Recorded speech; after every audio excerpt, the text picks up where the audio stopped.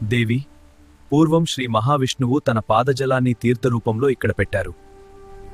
నేను గంధర్వుణ్ణి, నీవు మానవ స్త్రీ. ఆ మానవలోకంలో ఎన్నో పాపలు చేశావు. నాతో పాటుగా గంధర్వలోకానికి రాలేవు. కాబట్టి నీవు ఈ తీర్థంలో స్నానం ఆచరిస్తే నీ పాపాలు అన్నీ తొలగిపోతాయి. అప్పుడు నీవు నాతో పాటుగా గంధర్వలోకానికి రాగలవు. వెళ్ళి స్నానం ఆచరించు.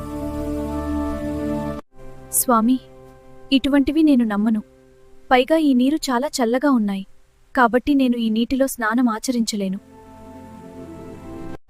మూర్ఖురాలా! ఇంతటి పవిత్రమైన ఈ పుణ్యతీర్థంలో స్నానానికి తిరస్కరిస్తావా? ఇదిగో పులి కప్పగా మారిపో!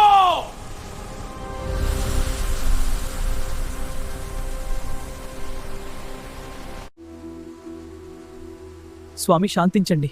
ఈ తీర్థ మహత్యం తెలియక స్నానం తిరస్కరించాను. దయచేసి నాకు విముక్తి కల్పించండి స్వామి. దేవి, నీకు శాప విముక్తి కలగాలంటే నీవొక 10,000 సంవత్సరాలు రావి చెట్టు త్వరలో నివసించాలింట. 10,000 సంవత్సరాల తరువాత అగస్త్య మహాముని ఇక్కడికి వచ్చి ఈ తీర్థ మహత్యాన్ని నీకు వివరిస్తాడు. అప్పుడు నీకు శాప విమోచనం కలుగుతుంది.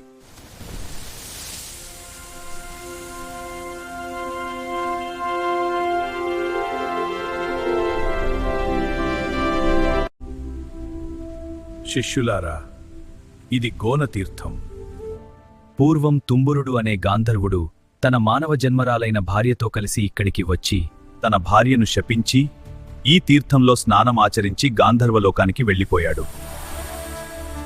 అందుకే దీనికి తుంబుర తీర్థం అనే పేరు వచ్చింది.